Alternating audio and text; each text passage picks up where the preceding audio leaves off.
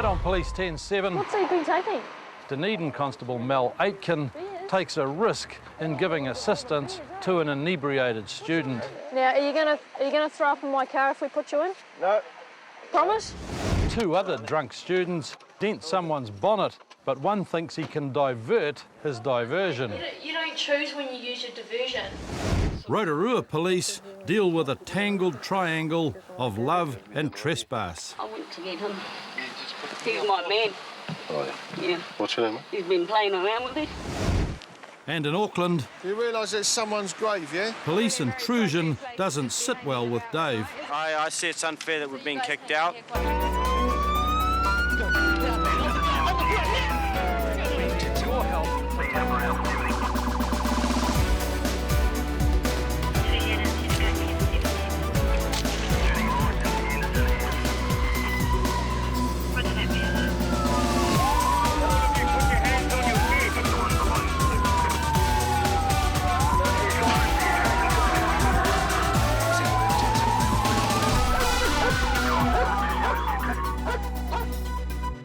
It's got a wee bit out of hand, you know. I mean, this is ridiculous. I mean, the streets of Dunedin just aren't safe anymore.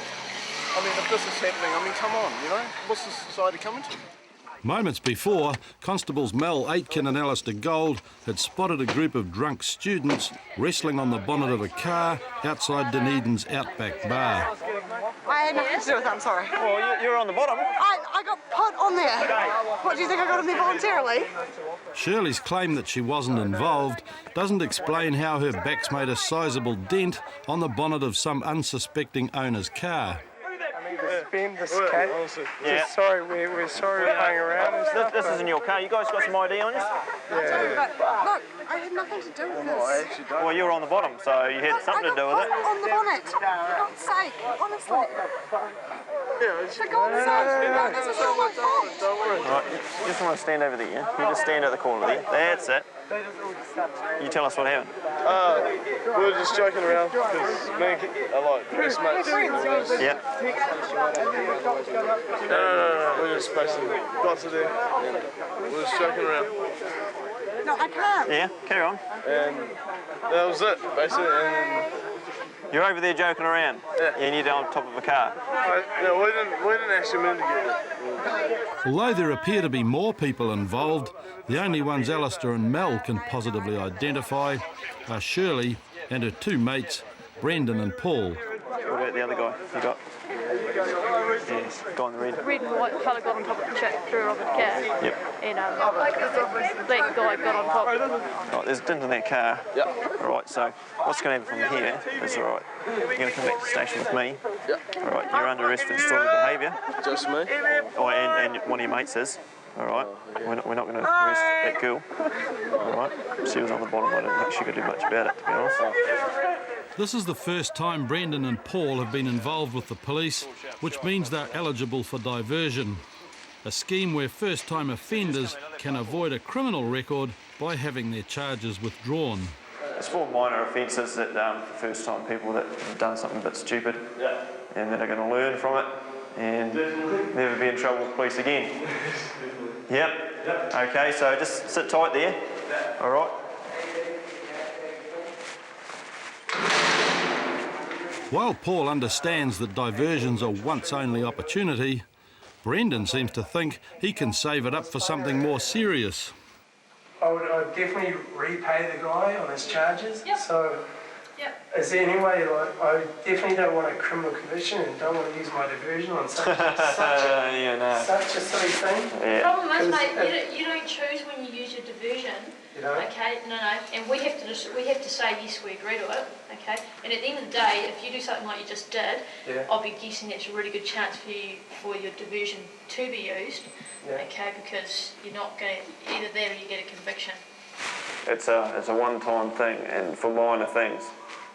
It's not for big things or anything like that. What I'm saying is, like, if we cause damages to his car, like you said, his bonnet was dented. Yep. I would definitely pay for his bonnet to be just put back to normal and not use. Calling I1. Not use my diversion, just I1A.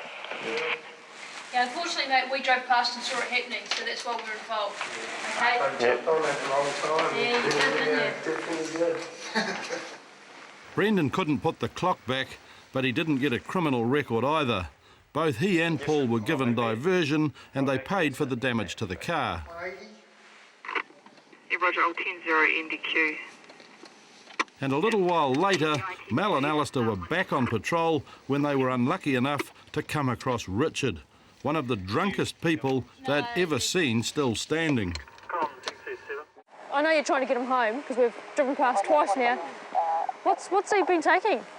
I just went on the beers. Beers? Yeah. That looks a little bit more than beers, eh? What's your name, buddy? My name is... Can you stand still for a minute? We're going to give you a ride home because He's only just up there, so we can... yeah, we're going to give you a lift, all right? Because if you keep struggling that way, you're going to get yourself flattened by a truck or something. Okay? Okay. Now, are you going to throw up in my car if we put you in? No. Promise? I'll fly. Whatever you want. Excellent. So you need to keep your mouth shut. Okay. And if you're going to be sick, you let us know. Because I don't like dirty cars. No. Having offered to give Richard a lift, Mel's now hoping they can get him home before he loses his dinner. No, just take it easy. Can you get your legs in? How about we just put this down just in case, eh? I'm not worried, so I'm not worried. You're not worried? Excellent. Keep your hands in. Richard's lack of concern didn't present any immediate problems, and when he came to in the back of the patrol car, he even remembered where he lived. I can't ascertain. I know where I live. I live at Castle Street. That's where I live. Any occasion or just out for a good night? It's going to be a bad day tomorrow though, eh? What do you study, mate? I'm no longer studying. I've been given up on studying. Yeah, I've given up on studying this year. I'm going to teach scholars next year. That's where I'm going. Just as they pull into the student flats where Richard lives, disaster strikes. Hey, oh no! It's on your seat. Bastard. Get out! Oh. Out of the car. Out! Hurry up. Get out! Don't touch the handles. Don't touch anything. I'll find number 9, eh?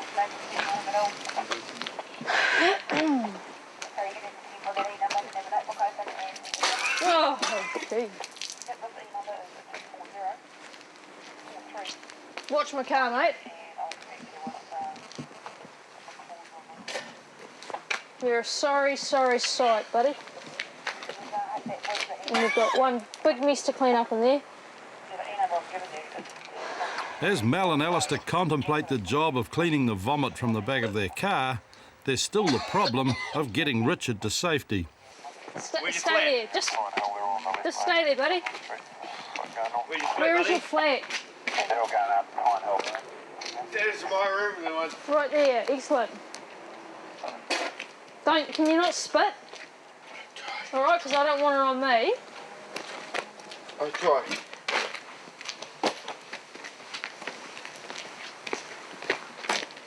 Eventually, Richard manages to stagger in the right direction, and Mel's hoping his flatmate's going to help them out. I don't know if you want to help out, but he's just absolutely chundered everywhere inside our car. And we're going to need some towels and everything before we move, so...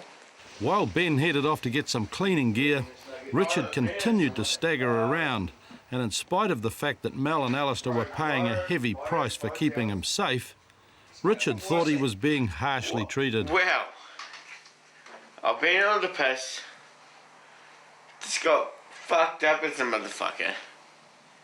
I mean, it's been drinking. I mean, they've been at the old place. They've been giving me shit. I mean, I'm fucking 20 years 21 years old even, if you know what I'm saying. Nobody was very interested in what Richard had to say anymore. There was far too much work to do. Oh, really? Yeah, lots of them. You all right, mate? Jesus, good job with it. Yeah, he's made a great job of it.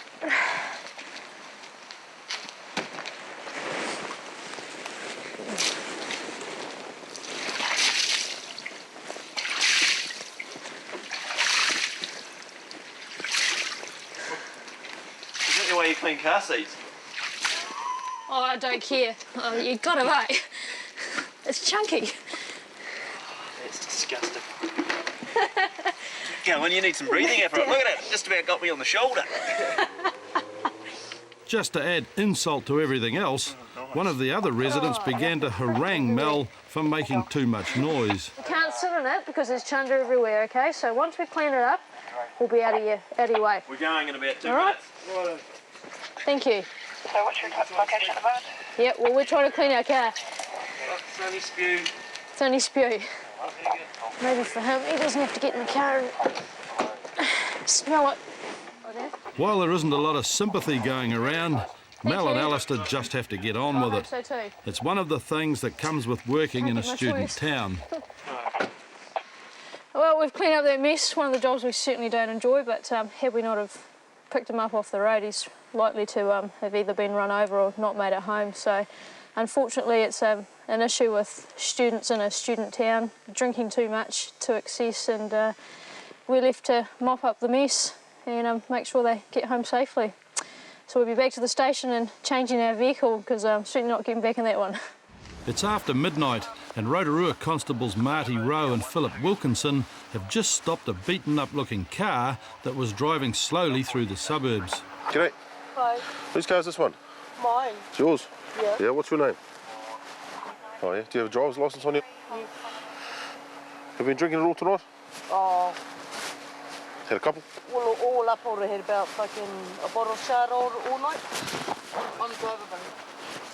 It doesn't come as any surprise that it took Leanne all night to drink a bottle of Chardon, but there's still enough alcohol in his system to fail an initial screening. There's a fail. No. No, let me finish. All it says to me is that you've had something to drink, okay? Oh, okay. It doesn't tell me how much. What we're going to do now is chuck one of these on it. And then it's going to tell me, give me an indication of how much you've had, all right? Well, they require you to undergo a breath screening test without delay. You need to take a big breath and blow into the air till I tell you to stop, all right? Keep going, a little more. That's good.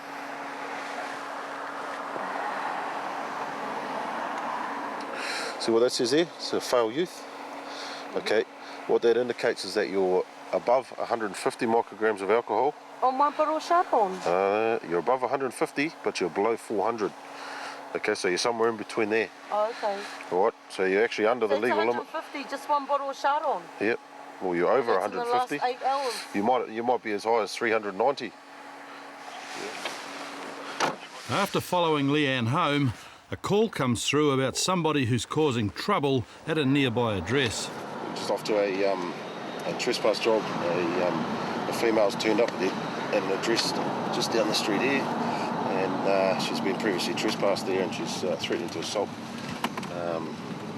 the woman at the address. So we'll go and have a look. When they get to the house, Philip talks to the complainant Julie to find out what's been going on here. Do you know her? Is she a relation, or you had a run-in with her or something like that? No, I've been seeing her partner, but he's sort of kind of broken it off with her and she's not getting the message. Julie's been having a relationship with Pete, and Pete's wife, Christine, has come back to claim her man. What are we going to do about this? Have you got a copy of the trespass notice? Oh, no, sorry, the cop that was here, he just put a trespass notice out on me. Did he verbally trespass her, or did he? Verbally. Okay, well, that was today, was it? No, that was last Thursday. Have you got a written copy at all? No, I haven't, no. With no record of any trespass notice, Philip can't make an arrest. But just up the road, he finds Christine sitting in a van with Pete. Have you just been down the road here? I went to get him. He's my man. Oh, yeah. Yeah. What's your name, mate? He's been playing around with it. Yeah. I just came here to get him. Do you live down here? No. Do you? He lives with me at Nongataha. Well, it's not a big issue at the moment. I just came to get him, and he's got all his clothes and that there. Yeah. I tried to talk to her, but she wouldn't. Yeah. You know, she deserves that to give me that right, because she knows that he's with me. Yeah, well, But he's she's not, still you know. playing with him. Yeah. Like, if there's stuff sort of going on, behind the scenes, I'm not terribly interested. Sort of, she doesn't want you around there. Okay, so you're going to be trespassed from the house. Well, right. he only wants to go and get all his stuff. Yeah. He's got all his clothes, shoes, everything there. We'll go down there and just park up outside, eh? Okay, And I'll go and speak to her. And I'm just going to serve you with a trespass notice, though, eh? Oh, well, she's not going anywhere. Yeah, I'll just serve that But first. can you tell her that I want her to give him all his clothes, shoes, and everything that's We'll his? sort that out first. I'll get this other guy first, eh? Although she's got a list of demands, Christine's got no legal right to interfere with her husband's girlfriend. And Philip Wilkinson's about to make sure she doesn't come back to cause more trouble. Well, we'll just try and sort it out before it turns to custody. A written trespass notice seems to be the only way to keep the peace here. This is a trespass notice, okay, which says that you can't go back to that address down here, street, within 2 years. Okay, if you go back to that address, you're liable for arrest. All right? So as long as you steer clear of that, that's all right. She's the one that started all this. Yeah, well, I'm not going to say who started. I'm not siding with anyone. I'm just merely trying to keep the peace here at the moment, eh? Down the road, Pete's disappeared into Julie's house, and it doesn't look like he wants to come out. You got a few things to sort out. Oh, it doesn't worry me, mate. As long as it doesn't blow up later on tonight. Go home and have a domestic with the missus or anything. There was no more trouble that night, although police are unsure who ended up with who. Right, she's waiting for you down the road, though, eh? But just don't take too much time, otherwise she's going to get all hoha, eh? Okay. Thank you. Bye. Ciao. To the left or right? It's Saturday night in Auckland, and Constables Tina Perkins and Keith Barker are on patrol. They notice some ghostly figures in the historic cemetery under Grafton Bridge and decide to investigate. Yeah, we're just going off with a group of about a dozen in the cemetery Simon Street under Grafton Bridge. Hi guys. You realise it's someone's grave, yeah? Not really a very appropriate place to just be hanging about at night, is it? This group have chosen an unusual place to have a party, but David's got an explanation for why they're drinking in a graveyard. It's a place we can actually get along where people don't actually have. I've got no problem with anyone walking through a graveyard. I mean, we walk down Queen Street, people threaten to bash us because of the way we look, Yeah, I can the way we understand, dress. but it's a graveyard at the end of the day, okay? Why? Because people have seen you making noise. I mean, tonight, I'm one of the first ones who came in down here early tonight, and pretty much there was a mess down here. I was one of the ones who cleaned it up. It was like, by all means, if you want a red box in the corner over there, we cleaned it up. We put it in the bin just up the road. That's good. I mean, that's It's a what we shame do. that you've had to do that, though, really. And We don't care. We don't care. It's part of our lifestyle. You could find a lot worse in here. Okay? Anyone who desecrates grave, we were around to help it. Despite their claims to be looking after the place, they've all been drinking, and police can't just leave them there to mess up the graves. We'd like you all to move on if possible. Okay, cool. No trouble. We don't mean no hassles. No, we know that. Okay, that's cool. Thank you. I'd just like to say that this is our home ground. I see it's unfair that we're being kicked out, but we're here to make sure this place runs really well. It's cleaned up. Anyone who desecrates the place, we're against it. We're here to make sure this place gets restored back to history. But these self-appointed protectors of the graveyard have forgotten to remove their empty bottles. Especially when there's litter left like this around. Yeah, guys, if this is your stuff, can you move it on for me, please? Just put it in the bin. We're just basically talk about anything. So you're some kind of little cult? Is that what you're saying? You're like no, it's more of a social group. Mostly we were talking about the movie X-Men. Okay. Or just we get into a normal social group and talk about whatever. Fair enough. Fair enough, but we'd appreciate it maybe somewhere else. I'm not going to appreciate that.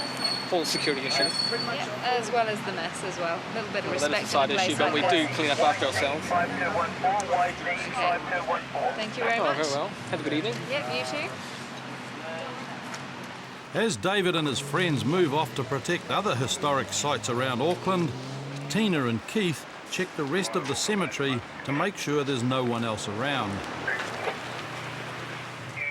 They come across some signs that someone's been sleeping under the bridge. It's obviously a collection of their kit where they come here every night.